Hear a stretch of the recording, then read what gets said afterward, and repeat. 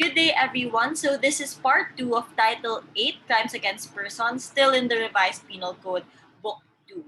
So we now go to the discussion. So we're still in Chapter 1, Destruction of Life, and now it's Section 2, which discusses infanticide and abortion. So the first one would be Article 255 or infanticide. So this is the provision. The penalty provided for infanticide in Article 246 and for murder in Article 248 shall be imposed upon any person who shall kill a child less than 3 days of age. So these are the penalties that is prescribed. So what are the elements of infanticide? So the first one is a child was killed by the accused. The second one is the child was less than 72 hours old. So this is a crime based on the age of the victim. The victim should be less than 3 days old. The offender may actually be the parent of the child, but you call the crime infanticide, not parricide, if the age of the victim is less than 3 days or is 72 hours. So if the victim is 3 days old or above, the crime is parricide if committed by any of those enumerated in Article 246 or murder, homicide, as the case may be. So who is the offender in infanticide? The offender can be the parents, the mother, the father, the grandparents, or it can be any other person so long as the child is less than 3 days of age. It is infanticide still. It is the age that is controlling, not the relationship. Unlike in the previous article, like what I said a while ago in parricide, wherein it is the relationship of the offender which makes the crime from murder or homicide to parricide. Here, it is the age of the offended party. So we now have the problem.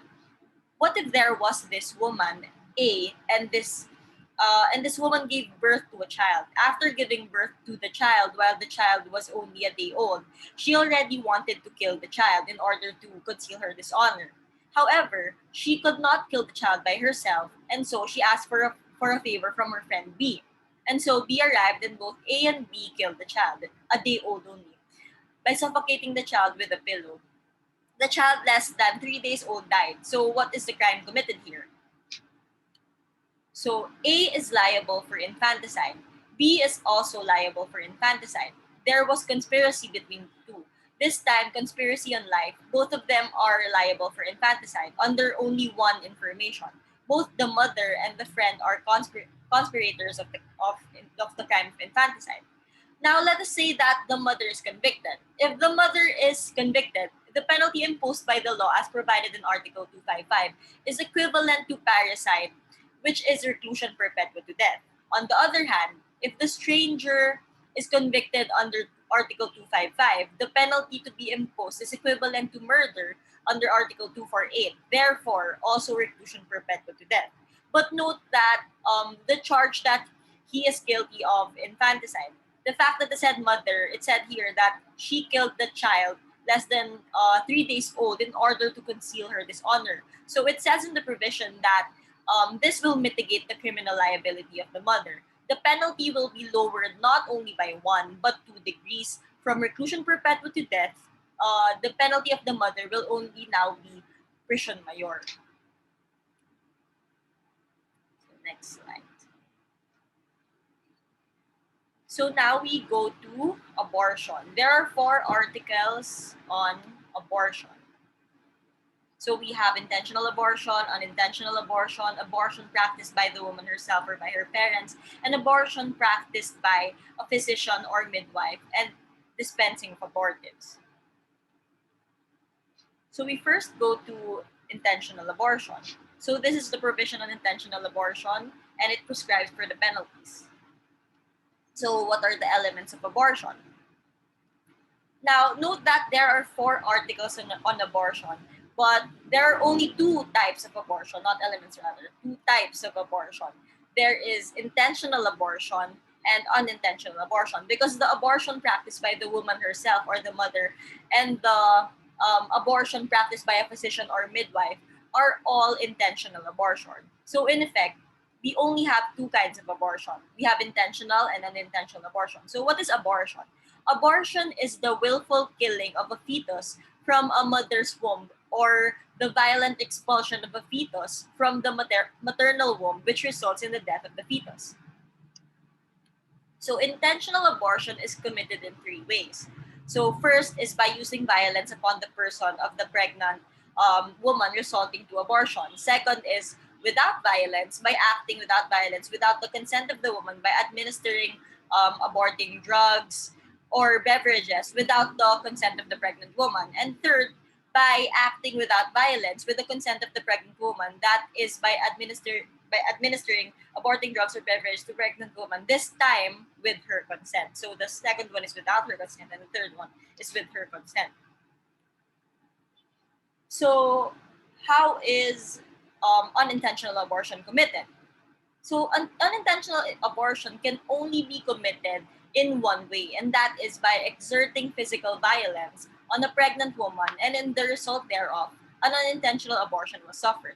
In unintentional abortion, the force employed was physically exerted on the pregnant woman. The intention here of the offender is not against the baby or the fetus, but against the mother.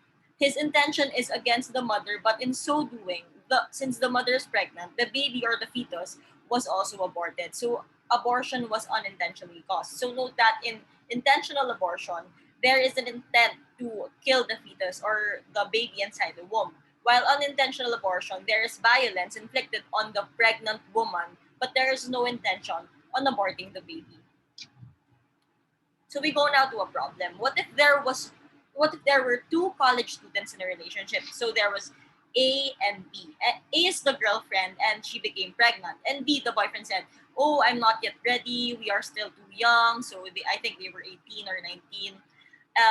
Then A said, "What can we do? I'm already pregnant." And so, in order to conceal the dishonor of A, they both decided to abort the fetus. So, the boyfriend B went to the sidewalks of Quiapo where they sell these abortive drugs, or I'm sorry, drinks rather, and administered the same to A. And thereafter, she drank the aborting drink and the fetus died. So, what crime is committed here? So insofar as the boyfriend is concerned, the crime committed is intentional abortion under Article 256. Insofar as the said female student is concerned, or A, the crime committed is also intentional abortion, but it is under Article 258, or abortion practiced by the woman herself or by her parents. So both of them are liable under intentional abortion. Okay. So here, but what if despite drinking the abortive drink, the fetus survived? So malakas yung kapit ng bata dun kay A. What crime is committed by the girlfriend and the boyfriend? Is there a crime such as frustrated intentional abortion? Kasi nag-survive nga yung bata. So the answer is yes. There is a crime of frustrated intentional abortion. Here, the said woman has already taken the said abortive beverage. He has already performed all the acts necessary to consume the crime of abortion. However, the abortion did not result for causes independent of the will of A and B. So yun na nga, malakas nga yung kapit ng bata. So the baby survived, and so they are both liable for frustrated intentional abortion. But what about frustrated unintentional abortion? Is there such a crime as frustrated unintentional abortion? So the answer is no. There is no crime such as frustrated unintentional abortion, because in unintentional abortion, the intention is against the woman and abortion only happens unintentionally. So next we go now to Article 258, abortion practiced by the woman herself or by her parents. So what are the elements here? There is a pregnant woman who suffered an abortion, the abortion is intended, the abortion is caused by the pregnant woman herself, and any other person with her consent, and any of her parents with her consent, or for the purpose of concealing her dishonor.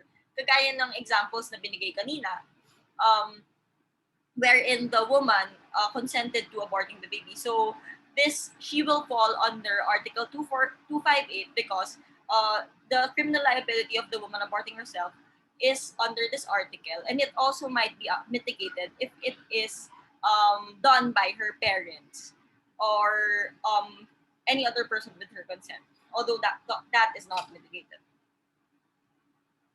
So now we go to Article 259, abortion practiced by a physician or a midwife and dispensing of abortives. So the elements here is there is a pregnant woman who has suffered an abortion, the abortion is intended, the offender who must be a physician or midwife caused or assisted in causing the abortion, the physician or midwife took advantage of his or her scientific knowledge or skill. So this still falls under intentional abortion. So intentional abortion pa rin yung magiging crime nito. But this is under Article 259 when it is committed by the persons that are enumerated here. If the abortion is produced by a physician to save the life of the mother, there is no liability because, of course, it is not criminal action to for therapeutic abortion. You call it therapeutic abortion when you save the life of the mother. You have to abort the baby. So, but abortion without medical necessity to warrant it is punishable even without the consent of the woman or the husband. So, for example, A is a woman who is pregnant but she got sick. The doctor administered the medicine which resulted in the abortion. The crime committed was unintentional abortion through negligence or imprudence. So we go now to the next article. So, section 3, it involves on Article 260 and 261, which discusses duel. So this is the provisions of Article 260 and 261. So it includes responsibility of participants in a duel and challenging to a duel. So what are the acts punished under Article 260? So the acts punished here is killing one's adversary in a duel, inflicting upon such adversary physical injuries, and making a combat although no physical injuries have been inflicted.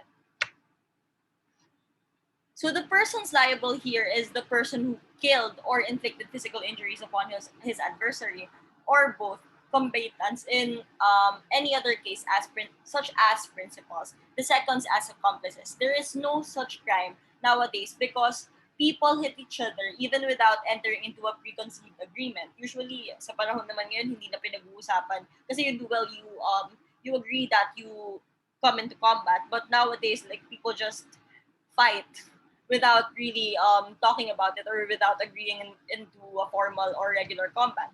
A duel may be defined as a formal or regular combat previously consented to by two parties in the presence of two or more seconds of lawful age on each side who make the selection of arms and fix all the other conditions of the fight to settle some antecedent quarrel.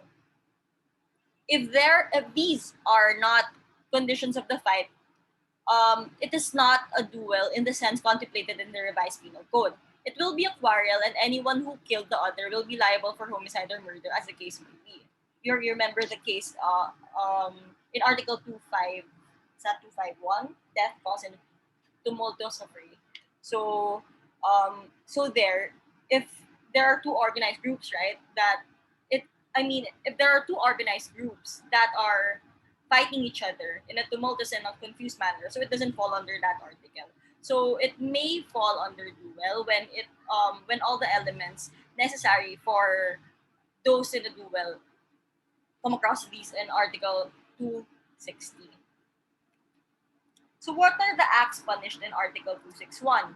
So it's challenging to a duel. So it's challenging another to a duel, inciting another to give or accept a challenge to a duel, and scoffing or decrying another publicly for having refused to accept a challenge to fight the duel. So for example, if one challenges another to a duel by shouting, "Oy, baba ka dyan! Ano, measure natin yung tapang mo," ganyan. "We will see whose intestines will come out," ganyan. "You are a coward if you don't come down," yung mga ganon. Yung parang nangahamid. The crime of challenging to a duel is not committed. What the crime committed here is under light threats sa Article 285. So it will be discussed later. But it is not challenging to a duel. Shouting those things to someone at the gate or your neighbor is not considered challenging to a duel. For it to be considered challenging to a duel, these acts should be very evident in the offender. So we go now to chapter 2, physical injuries. So the first article is Article 262, or mutilation. The penalty here is reclusion temporal to reclusion perpetua or prison mayor.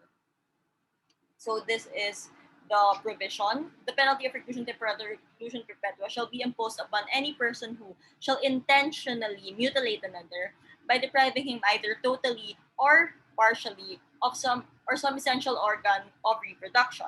Any other intentional mutilation shall be punished by prison mayor in its minimum and maximum periods. So what are the acts punished here? So one is intentionally mutilating another by depriving him either totally or partially of some essential organ for reproduction. So the elements here is there be a castration, that is mutilation of the organs necessary for generation, such as the penis or ovarium. So pag naputol yon, the mutilation is caused purposely and deliberately, that is to deprive the offended party of some essential organ for reproduction. So yun na nga, tatanggalin yung that one or yung balls. Intentionally making other mutilation, that is by lopping or clipping off any part of the body of the offended party other than the essential organ for reproduction to deprive him of that part of his body. Mutilation is the lopping or clipping off of some part of the body. So the intent to deliberately cut off the particular part of the body that was removed from the offended party must be established. If there is no intent to deprive victim of particular part of the body, the crime is only serious physical injuries. The common mistake is to associate this with with the reproductive organs only. Mutilation includes any part of the human body that is not susceptible to grow again. If what was cut off was a reproductive organ, the penalty is much higher than that of homicide. This cannot be committed through criminal negligence. So there was this case, I think it's Aguirre versus Secretary of Justice. So here, I'll show you the example anyway. So this is the case. What if there was this man, A, and he was diagnosed with autism when he was 4 years old. His family decided to have him vasectomized. One of his sisters, P, found it immoral, saying that they are liable for mutilation under Article 262. Will the case of B prosper? So the answer here is no. Vasectomy is not mutilation. While the operation renders him the inability to procreate, the operation is reversible and therefore cannot be permanent damage contemplated under Article 262 of the Revised Penal Code. Sterilization is to be distinguished from castration. Kasi yung sterilization, wala talaga siyang way for the male, wala talaga siyang way to produce babies. But in vasectomy, it is reversible. So, pwede naman siyang ibalik. So, they say that this does not fall under Article 262. In the latter act, the reproductive capacity is permanently removed or damaged. Dun nga sa sterilization. So, again, this is the case of Aguirre versus Secretary of Justice. Very interesting case. So, we go now to the next one. Physical injuries. So, this is Article 263 to Article 266.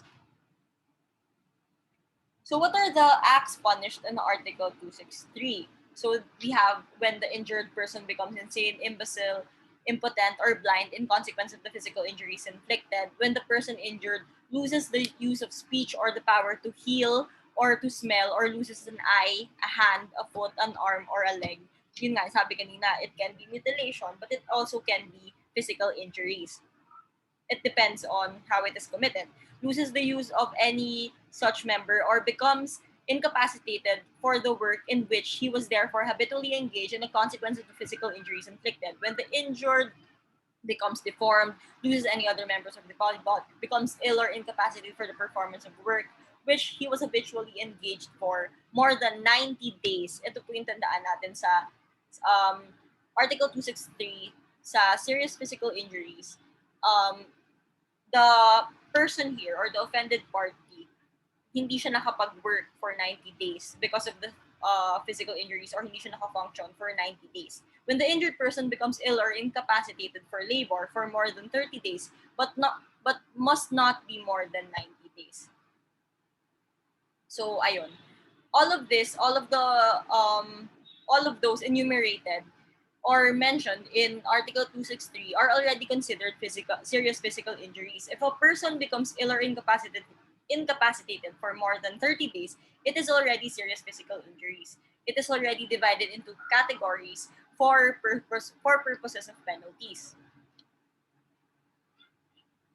So we go now to Article 264, or administering injurious rather, substance or beverages. So the elements here is that the offender inflicted serious physical injuries upon another.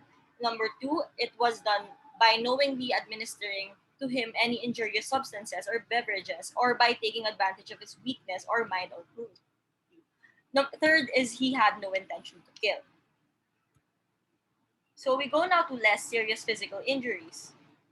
Less serious physical injuries is committed if, by reason of the injury inflicted, the offended party requires medical attendance, or he cannot perform the work which he habitually engaged for a period of 10 to 30 days. Diba sa serious physical injuries, it's 30 to 90 days. Here, it's 10 to 30 days. So we have to remember these dates in order to know if it's serious physical injuries, less serious physical injuries, or later, which I'll discuss, slight physical injuries.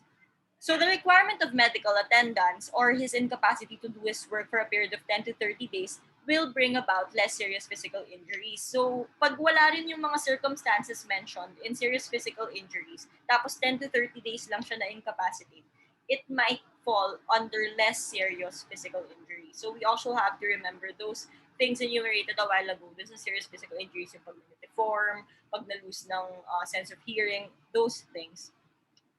So what circumstances will qualify less serious physical injuries? Number one, when there is manifest intent to insult or offend the injured person. Number two, when there are circumstances adding ignominy to the offense. Number three, when the victim is the offender's parents, ascendants, guardians, curators, or teachers. Number four, when the victim is a person of rank or person in authority, provided that the crime is not direct assault. So lastly is Article 266, or slight physical injuries and maltreatment. So there are three kinds of slight physical injuries and maltreatment. First is physical injuries which incapacitate the offended party for labor from 1 to 9 days or required medical attendance during the same period. Second is physical injuries which did not prevent the offended party from engaging in his habitual work or which did not require medical attendance. And third is ill treatment of another by deed without causing any injury. So maltreatment of another by deed without causing any injury is the act of inflicting pain on another person without causing any wound or injury. So, di ba nga po? So, how do we differentiate yung serious, less serious, and slight physical injury? So, you just have to remember the dates. Sa serious, it's 30 to 90 days. Sa less serious, it's 10 to 30 days. Tapos sa slight physical injuries, it's 1 to 9 days or no medical intervention at all. But of course, we also have to remember the other elements and the other acts punished in these articles under physical injuries. So we go now to the next topic. So Article 266A to D discusses rape. So this is the provision: rape when and how committed. Rape is committed by a man who shall have carnal knowledge of a woman under any of the following circumstances. So here. Then also, paragraph 2 enumerates on rape through sexual assault, which will be discussed one by one in the next slides. So before that, note also that rape is now a crime against persons. It is no longer a crime against chastity, because before, rape was a crime under Title 11 on crimes against chastity, but now it's under Title 8, or crimes against persons, because of the amendment brought about by our Republic Act 8353, or the Anti-Rape Law. So we go now to the elements of rape by a man who shall have carnal knowledge of a woman. So the elements are: the offender is a man. Number two, the offender had carnal knowledge of a woman against her will, so there's penetration.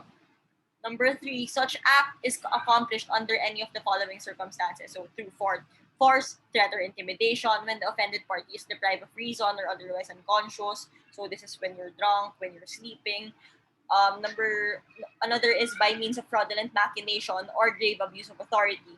And lastly is when the offended party is under 12 years of age or is demented, kahit na wala lahat yung circumstances from 1 to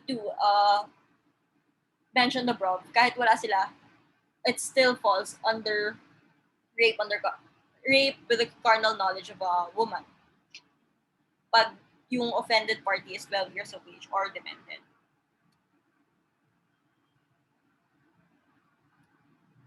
Okay. Okay, so what about rape by sexual assault? What are the elements here? So the elements is the offender commits an act of sexual assault, and the act of sexual assault is committed by any of the following means. So number one, by inserting his penis into another person's mouth or anal orifice, or by inserting any instrument or object into the genital or anal orifice of another person. The act of sexual assault is accomplished in any of the following circumstances. So, by using force, threat, or intimidation, when the woman is deprived of reason or otherwise unconscious by means of fraudulent machination or grave abuse of authority, but when the woman is under 12 years of age or is demented. So, here naman, there is no penetration, but these are other sexual acts that also constitutes the crime of rape under Article 266A.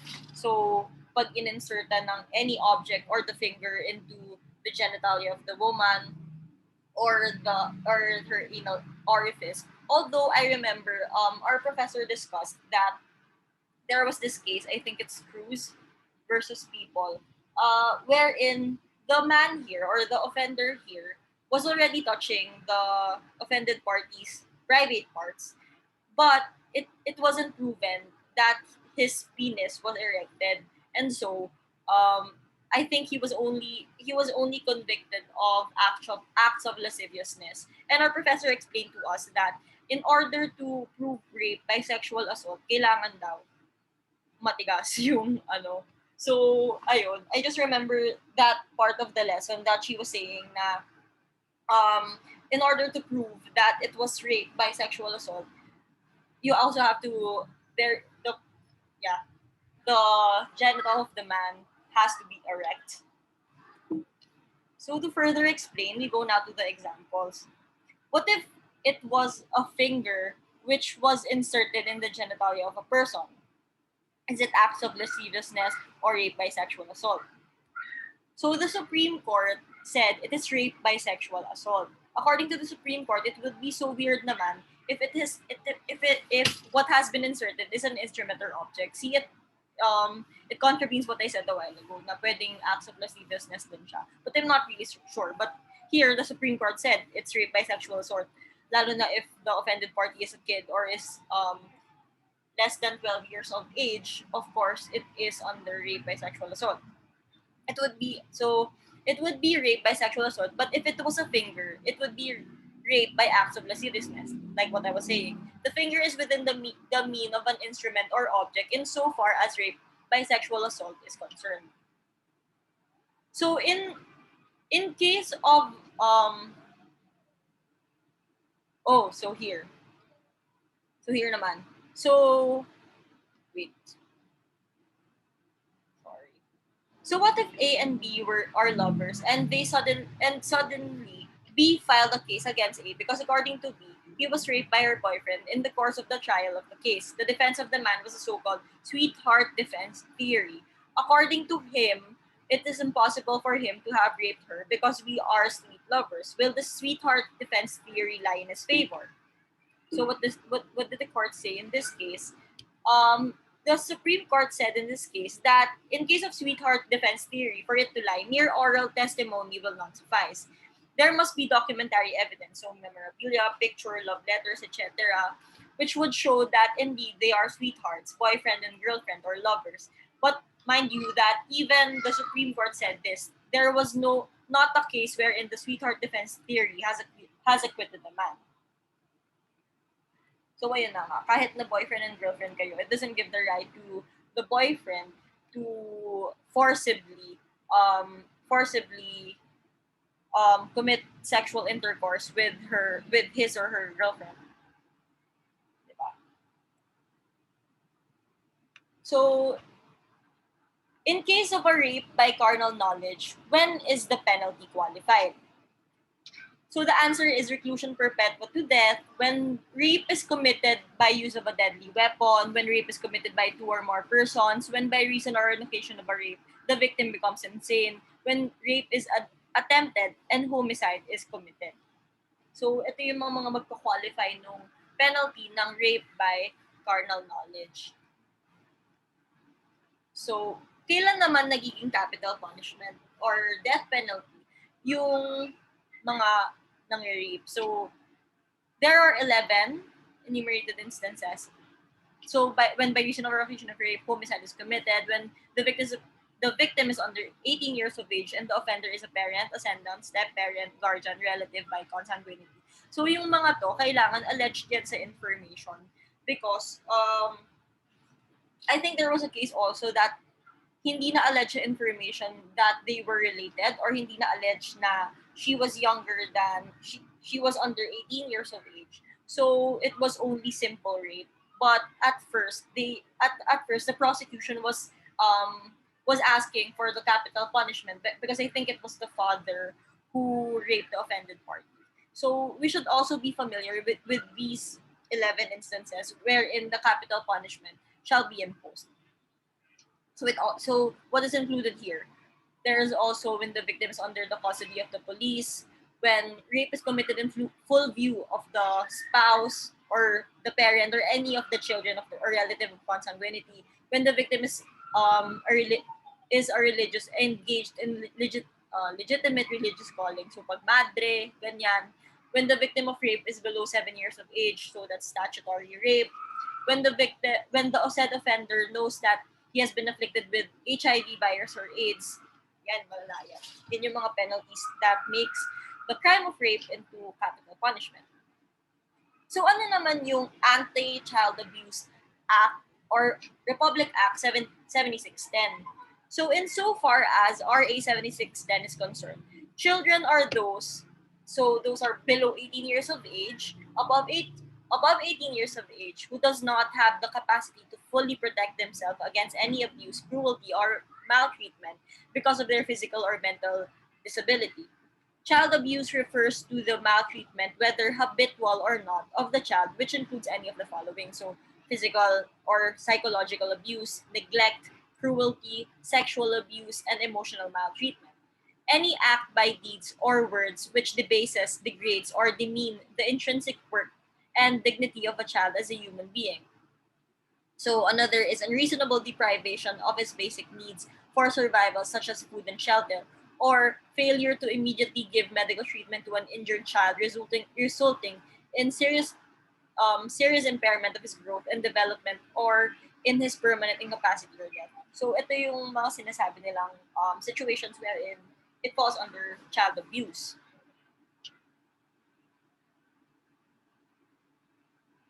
Okay. So, kailan i-apply yung Article 266A and kailan naman i-apply yung RA 7610? Lalo na when the offended party, usually in the cases, the offended party is usually a minor. It's less than 18 years of age. Sometimes it's even a kid, like 8 years. So, alin yung i-apply natin? Is it RA 7610 or Article 266A in relation to rape? So the Tulagan case, kinlarify niya when we apply these particular laws. So if the child is below 12 and rape or sexual assault or actual acts of lasciviousness are committed, the applicable provision is that of the RPC or Article 266A. However, if the penalty imposed under Article 7610 is higher, then the penalty to be imposed is the penalty in RA 7610. Second, if the child is 12 years old and above but below 18 and rape is committed under Article 266A, so dun sa rape by carnal knowledge in paragraph 1A, B, and C, the applicable provision is Article 266A in relation to Article 266B. So, yung RPC yung i-apply if the child is 12 years old and above, but below 18. But below 18 and rape is committed, dun lang may penetration, yung rape by carnal knowledge. So third, if the child is 12 years old and above, but below 18, 12 years old and above, but below 18, and sexual assault is committed under Article 266A, Paragraph 2, the applicable provision is RA 7610, lascivious conduct under Section 5, Section 5B of RA 7610. So, lastly, if acts of lasciviousness or rape or sexual assault is committed against a child exploited in prostitution or other sexual abuse, so una daw gagawin, i-determine whether the child is below 12 years or above, below 12 years of age or above 12 years but less 18. So pag below 12 years of age daw, tapos nag-commit ng acts of lasciviousness or rape or sexual assault, tapos exploited siya in prostitution, pag below 12 years of age, the applicable is the RPC. Pero pag 12 years old and above but below 18, yung applicable is RA 7610, specifically yung Section 5B of RA 7610. So to further explain, para hindi tayo maguluhan, ito. So what if a 17-year-old girl was assaulted by B through inserting his penis into the anal orifice of A? So this is sexual assault. 17-year-old, diba? So that's above 12 and under 18. Sexual assault to, yung act na to, under Article 266A, Paragraph 2. So what crime is committed? So it said that it's lascivious conduct under Section B, sorry, typo, Section B, tama naman pala, Section 5B of RA 7610 with the imposable penalty of reclusion temporal in its medium period to reclusion perpetua. It should now make the reference to the provisions of the RPC. Oh, sorry, it's not now. It should not make any reference. So second one is, what if C is a 16-year-old girl who was assaulted by D through caressing the breast of C? So acts of lasciviousness to. What crime is committed? 16-year-old. So this is, again, above 12 years but below 18 years. So sabi na yung crime dito is, oh sorry, mali. Lalabas ka naman lahat. Ayan. Lascivious conduct or Section 5B of RA 7610, and the penalty is reclusion temporal in its medium period. So yung last question naman is, what if X, an 11-year-old boy, was assaulted by Y through inserting his penis into the mouth of X? What crime is committed? So 11 years old, this is below 12 years of age. Sexual assault under Paragraph 2, Article 266A of the Revised Penal Code in relation to Section 5B of RA 7610. So nevertheless, the imposable penalty is still reclusion temporal in its medium period and not prison term. So again, we go back to the previous slide para lang ma-clarify natin. So ayun, if the child is below 12 and rape or sexual assault or act of lasciviousness are committed, the applicable provision is that of the RPC. So pag below 12 years of age tapos na rape yung bata, matik yon, it's under 266A. So if the child is 12 years old and above but below 18 and rape is committed under Article 266A, Paragraph 1, so RPC pa rin daw yung mag-a-apply kasi ito yung rape by carnal knowledge. So may penetration. So eto, but if the child is 12 years old and above but below 18 and sexual assault is committed under Article 266, sexual assault naman. So ito yung walang penetration but inserting an object or the hand into the mouth or anal orifice of the offended party. Sinasabi na pag 12 years and above but below 18, RA 7610, yung Section 5B, yung magiging imposed na penalty.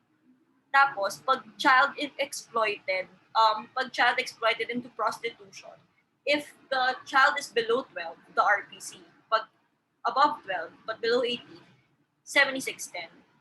Specifically, Section 5B of RA 7610. So I hope hindi kayo nalito doon. Kasi medyo nalito ako doon. So this ends our discussion in part 2 of Title 8 of Crimes Against Persons. I'm sorry if hindi masyadong klaro yung mga sinabi ko, but I hope it kind of helped you in your reviewing for criminal law 2. And good luck for everyone who's going to take their exams, like me. God bless us, and I hope you enjoyed my video. Thank you!